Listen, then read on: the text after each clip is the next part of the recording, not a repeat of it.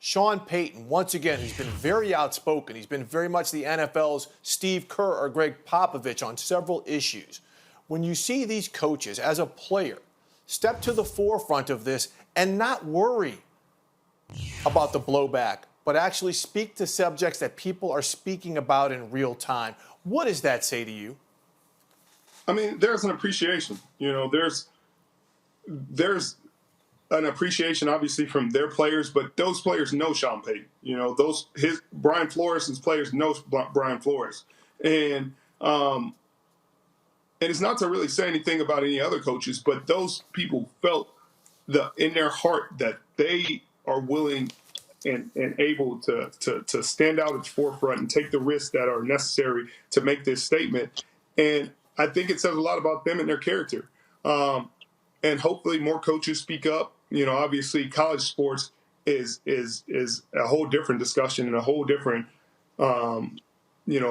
bag of worms that we would have to go down that rabbit hole. But everybody needs to speak out, especially when you deal with African-American players on a day-to-day basis and you see and understand the trials and tribulations that they go through on a day-to-day basis. College kids talking to their parents and understanding, hey, these kids go through these issues. They're coming from these very tough neighborhoods where police are trained to police differently. In a white suburban neighborhood, the police are trained to protect and serve.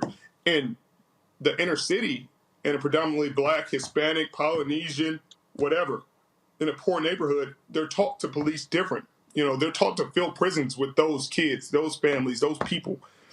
And that's what's sad. That's what needs to change. So I'm honored and I'm grateful for the voices of those coaches because they are powerful and they reach a different crowd than the athletes speaking up and the different people. Everybody's reaching a different crowd, and those coaches speaking up, resonates differently with some people. So it's appreciated.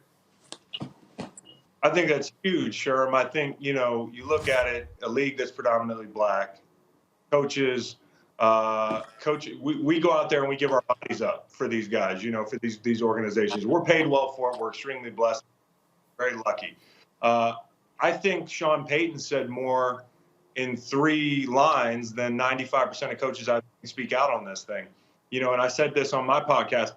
I don't if you're a coach or a corporation or even a white player, don't give me a word salad, say something substantive. And Sean was able to do that in 3 sentences. And I listened to, I'll just say it. I listened to Dabo today for 6 minutes. I did not hear much. I heard 6 minutes of talk about faith and all those things and unity. Unity is great and let's get there, but we need to be unified on one thing, that what happened to George Floyd is wrong. And what happened to guys before him were wrong, and be specific about what you want to see change, because players are going to respect you more, and that's not why you're doing it. You're not doing it for the respect of your players. You're doing it because it's right and wrong. But in a league like the NFL that's predominantly Black, and in college where kids are playing for free, for you as a college head coach, you need more. You need more than just kind of empty work. When you guys saw the treatment of Kaepernick, what effect did that have in the locker room among the players? Honestly, I can't speak for every locker room. I can only speak to ours, and I was in Seattle at the time, obviously. And there are a lot of individuals who had very powerful voices and had their own unique thoughts on everything, and it was disappointing, But it's just like any other job. It's like, hey, this employee is getting blackballed. What do other employees do? We're speaking up on the same issues that he's speaking up on. We're making our points. We're doing it obviously differently than what he did. But the way that they did him was wrong, and we understood that. But in this dog-eat-dog league that we're in, you see it all the time, even for less than what Kaepernick has done, and his was just one of those issues that was at the forefront and everybody got to saw it. It was, and they did it in plain sight, and no real public backlash, no real public sentiment, because for the most part, people aren't affected by police brutality in a way that African Americans are. So we were frustrated, we were angry, but there was not much you can do. Yeah, it was just crazy, man. It was, obviously he's being very peaceful. In fact, he talked to a buddy of mine, and Nate Boyer, who, initially he was going to sit, and evidently they had a conversation about kneeling is like showing respect, but also making your point. And so like he's literally talked to a member of the military, and then he takes the knee. And everybody uses the military as a human shield, an ideological shield. Everybody uses XYZ to do anything but confront the issue that Cap is talking about. And I just thought it was unfortunate. Like, here's a guy who's trying to bring light to a serious topic that we all are paying attention to now, but he doesn't have a job. And not only that, I didn't feel like enough people in the league spoke out about it. And that was disappointing. But we don't get a do-over on Cap, for players in the league right now, 4 years later, that haven't said anything about it.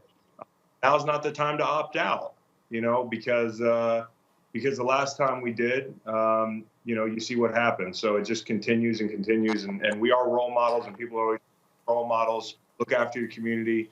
Well, your community, on the list is police brutality. We can do turkey drives and toy drives every Christmas and Thanksgiving, and everybody pats us on the back. But, I want to be a part of the solution. And I know a lot of players like that. And now it's time to speak out on real substantive issues in our community, because that's included in being a role model and being a community-minded player.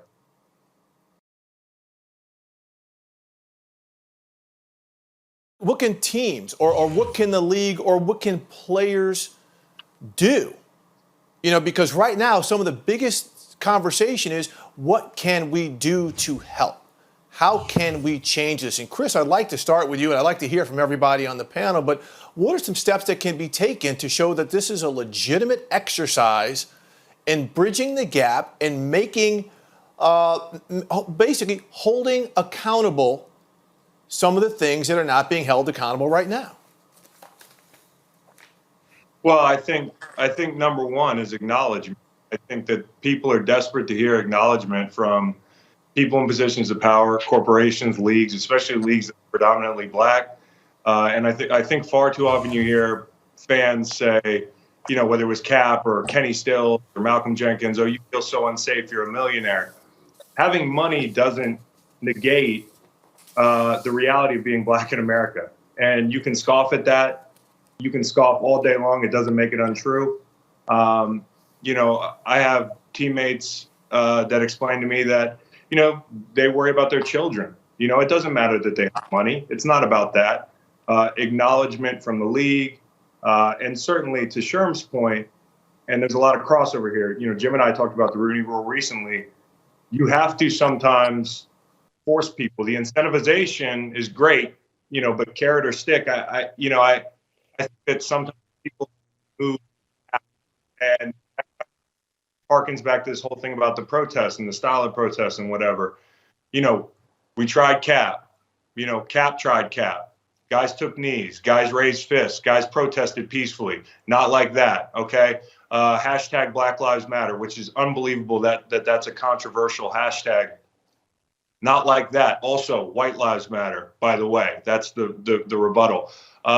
You try voting in elected officials, but those people are on the take from unions. So I think that last thing I said is one substantive way that I think we could change things as athletes, is shine a light, and as influencers on, while we litigate each murder at the hands of police and try to call for justice, because we know most of these cops get off, attack the unions.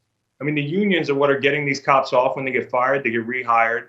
The unions are who are circling the wagon and blaming victims. So I understand that, there has to be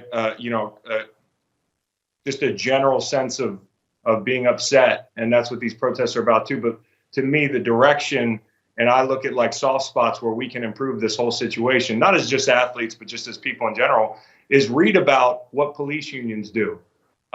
to policing in America and what they don't do to improve it. So, I mean, I could go all day about the union thing. It is a crazy rabbit hole to go down. And it's making it easier for police to get off when they do really bad things. And you know, you want to say it's a few bad apples and prove it. And when the bad apples act out, you know, somebody like the cop in Minnesota in Chauvin, who's working in a force that has a bad history the last couple decades, has 18 complaints. Can you imagine if there's no cell phone video? That's why people don't trust the police. That's the problem right now. You know, this is the tip of the iceberg, and it always is. And there is data to back that up.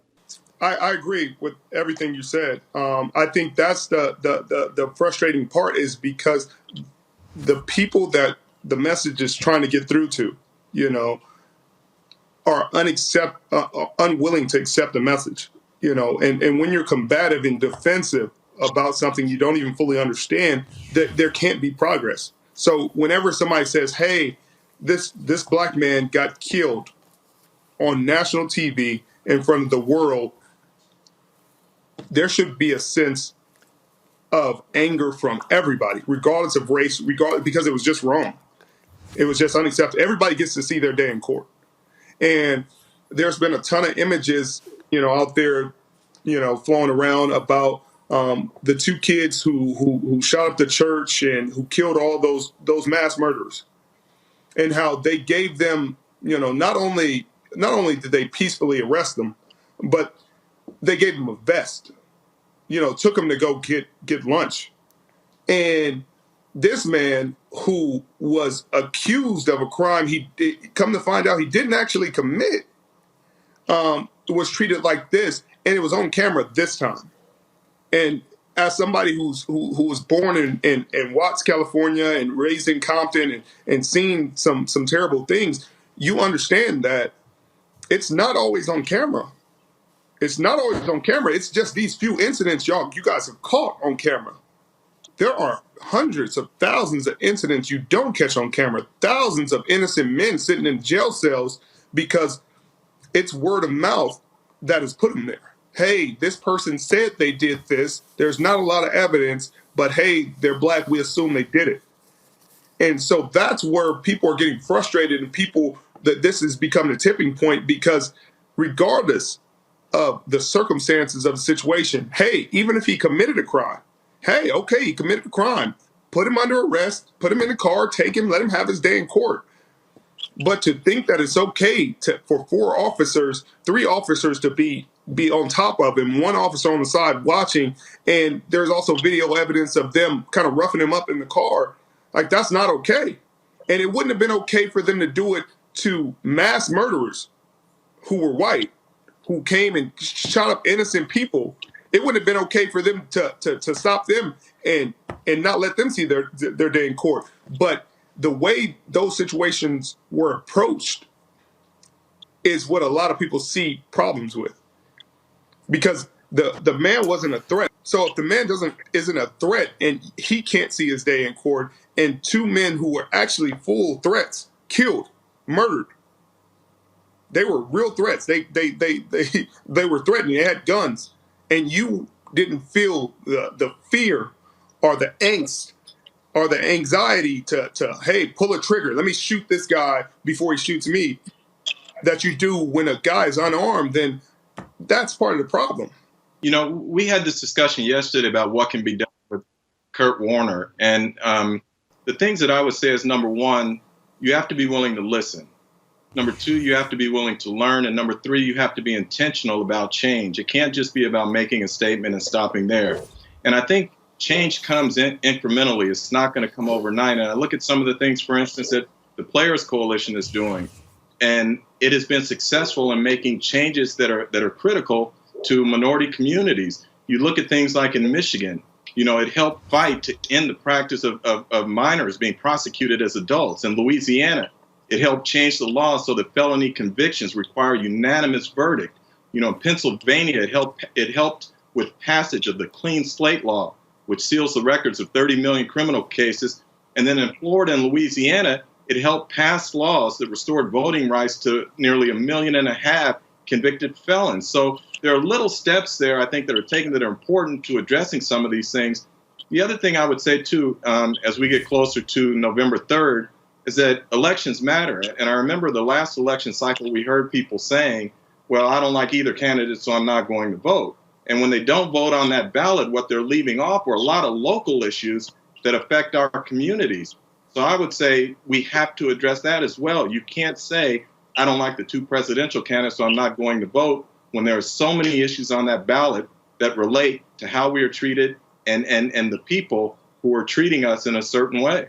One big one for me, I touched on it earlier, and Sherman brought up a great point with the cameras, and I call it the tip of the iceberg, but you've got an executive director of the Fraternal Order of Police. That's over 300,000 police officers, who wants it to be illegal for someone to film on-duty cops with cell phones.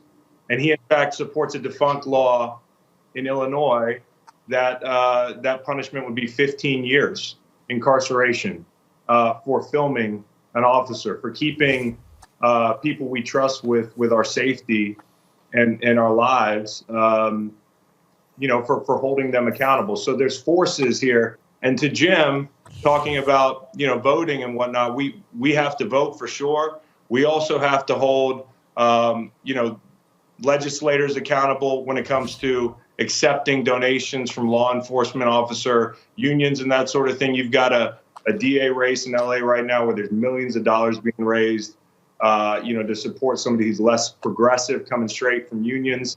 So it's just like, if everybody's on the take, how are we going to get any progress? We can't vote for the president, as you talked about, Jim, but we have to vote on local levels and hold, legislators accountable as well.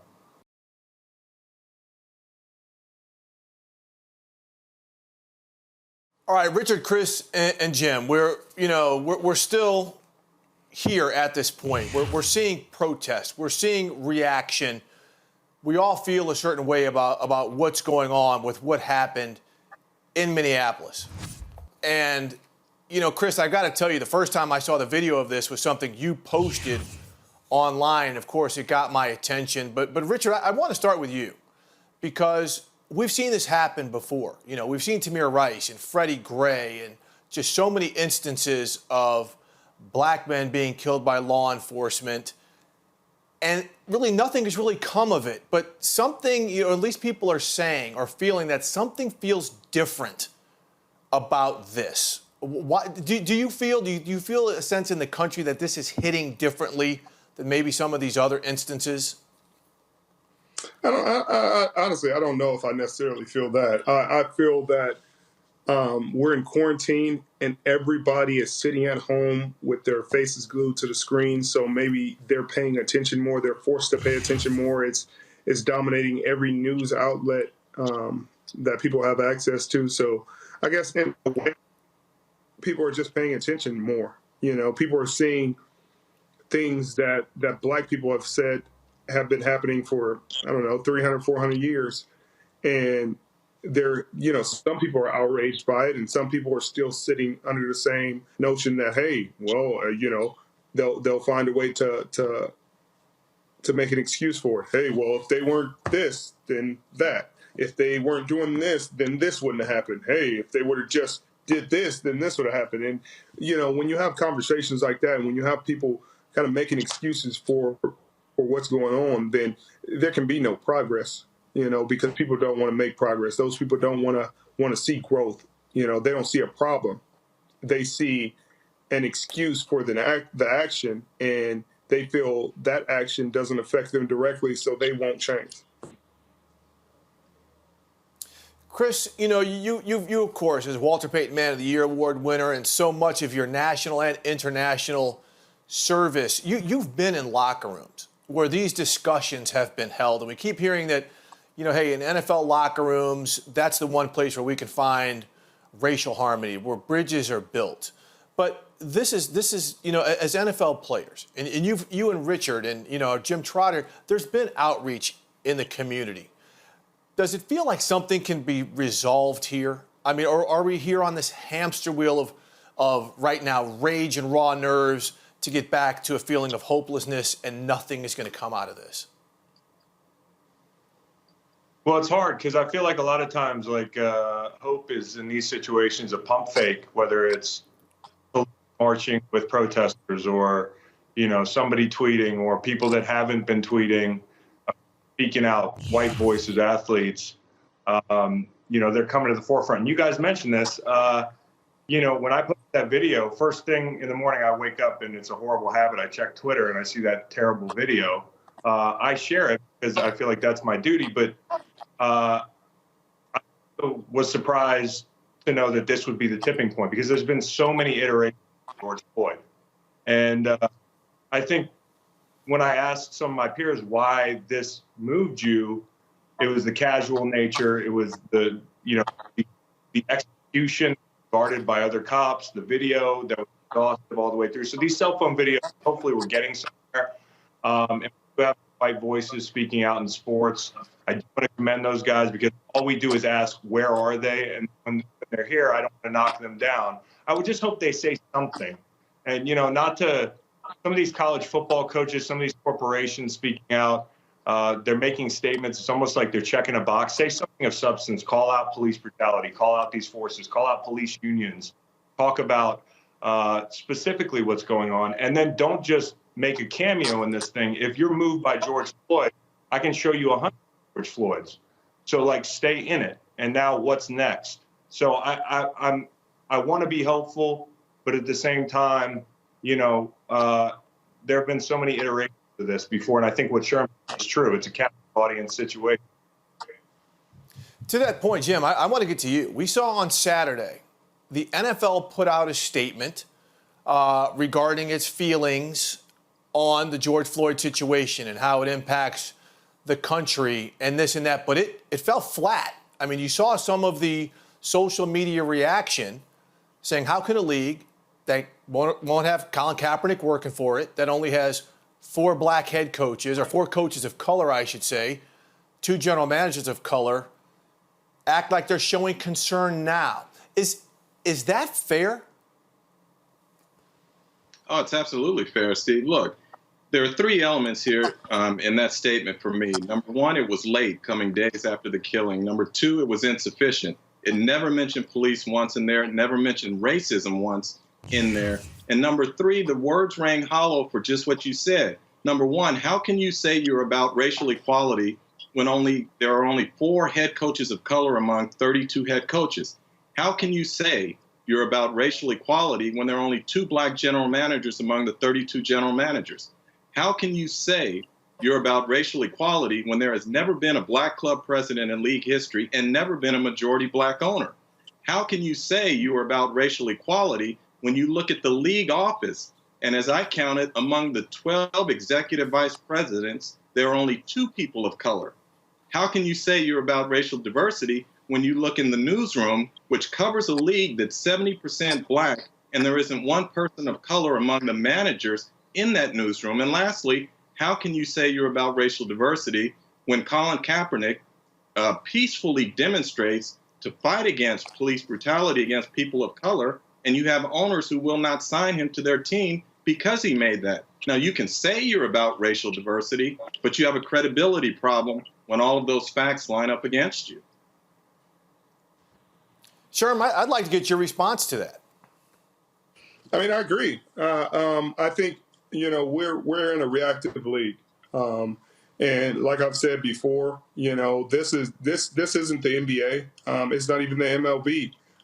This is a league that is as close as it's ever been to the plantation mentality, and in more ways than one. And people get all flustered when I say that, and they're like, "Oh my God, then why do you play?" Well, because this is the gift that God blessed me with. This is the gift that God blessed a lot of our players with to be able to play this game at a high level, and it affords us a way to create generational wealth through talent, through gameplay, through playing a game that we love. But it doesn't change the fact that that's the way it is. And no matter how much people try to gloss that over, that's the way it is. And they will do enough to pacify the public. And that's what they've always done, even if it's in regards to to social justice, they'll say, hey, we throwing money at it. They'll throw out these astronomical numbers that to the public seem, oh my God, they really care. They're really putting their money where their mouth is. But in reality, those numbers are infinitesimal in the grand scheme of what the problem is. And in terms of these head coaches and general managers and presidents that Jim alluded to, that's true. And the reason it continues to be that way is because the mentality has never changed.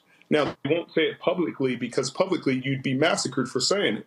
But they don't have to say it. Their actions say it publicly by the way they hire. It's not that there aren't qualified, head coaches in the league, head coaching candidates that are, black or of color.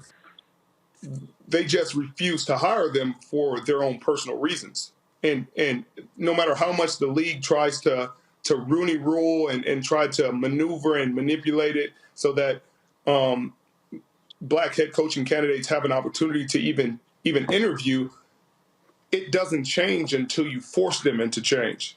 It's just like this whole civil rights movement. They literally had to have a war for these people to fight for freedom, to end slavery. And there are still people to this day that live by those ideals that the Confederacy stood for. That black people are below white people. And that's a story for a different day. But I think that all of that goes hand in hand to this discussion that we're in, because it's not going to change until those people in power change it, or the people who empower them change it.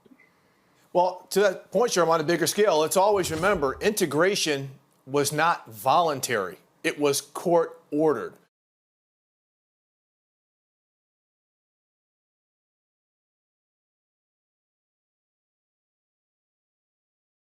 There's no way anybody is going to watch this, to hear this, and not say, oh my God, I didn't come to this to hear about police brutality. I didn't watch the NFL Network to hear about political things or to hear about condemnation or criticism of or accountability calls for police unions.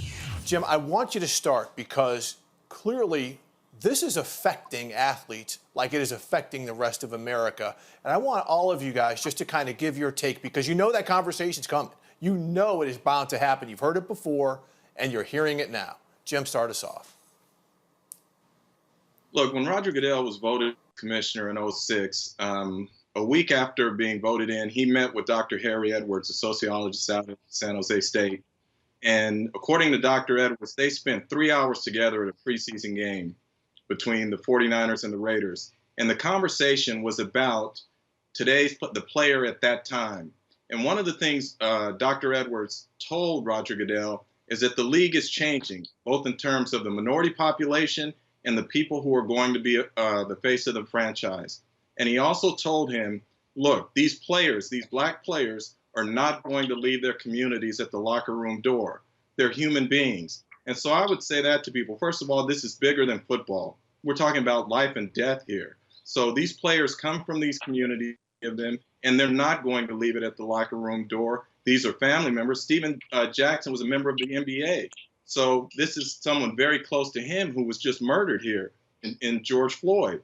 So I would say to people, this is not something that we forget about when we walk in the locker room door. And I think from a newsroom standpoint, it's critically important that we have diversity and people of color so that we can help frame stories. Because one of the things that happened with Cap, as you know, is the message got co-opted.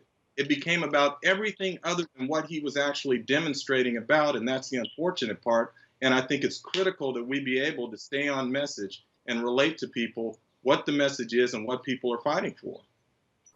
We hear this all the time. We're past the stick to sports thing. I'm just like, I don't even argue about that anymore. And listen, I get it. I'm in the media now. Guys, thanks for leaving me out of that. That was really messed up, but see how you treat a former player. I have to talk about this stuff sometimes. Listen, I want to talk about sports. I want to talk about pop culture. I want to talk about my favorite movies, my favorite music, have interesting guests on. But the longer we don't handle this, the more you're going to hear about it. And if you're so annoyed by hearing about it, why aren't you walking over there and getting to the root cause of why you're hearing about it? The sooner it's handled, the less you'll be inconvenienced. And I hate the fact that a lot of fans think this is inconvenient to me. I'm turning on my TV and I'm not hearing about sports. Well, if you hate it so much, go figure out a way to help. And, you know, we won't hear about it so much in the future, but we've never fixed this problem. We've never fixed this problem. And that's what's crazy. It's like sports brings so many people together, and those same people who wear the jerseys, who cheer on their favorite players, they don't think about race or ethnicity or anything when they're cheering on their favorite player on their favorite team. But as soon as you leave that stadium, as soon as you go outside of sports, then it matters to some people. And I'm not saying it's all people, because it's not. But some of these peoples and some of these arguments that I've seen on social media of, hey, there were white people killed, you know, a guy, I saw somebody say maybe a few months ago, a guy was killed the same way, you know, and he was white. And they're like, there wasn't this same backlash and there wasn't this same outrage. Yeah, that's another reason for you to support this cause. And that was another reason for you to support Kaepernick's cause, because he didn't say police brutality simply against black people. He just said police brutality. And those people are the same people that are the problem, because they're not looking for a solution to the issue. They're just looking for a combative way to rationalize fighting against the issue, fighting against it. And that's the frustrating part. It's like, hey, police brutality, whether it's against blacks, whites, Indians, Hispanics, who name it, you name it, it's wrong. It's not right. It needs to change. And that's what a lot of people are fighting for. Now, black people have been through 400 years of slavery, oppression, and a lot more in this country than people want to talk about. And that's why they say Black Lives Matter. And that's at the forefront of this argument. But police reform and them having accountability is something that has needed to change for a long time. Now, people don't want to go through the history books of the police being used to catch slaves and being used in black neighborhoods to police black people and fill up private prisons and that whole deal. That's a long story we don't need to get into. But I think that sports is one of those things that really transcends race and ethnicity and all those issues while you're in sports. You can have somebody racist and they can cheer for a black player and maybe even buy his jersey. But that's not going to change their morals and their fundamental thoughts about how race is in America and how they truly feel. They can turn that off to cheer for their favorite player on their favorite team, but I wish we could turn that off, period. Yeah, for a white guy here, and Sherman makes a great point. Like, listen, police killed over 1,000 people in 2019.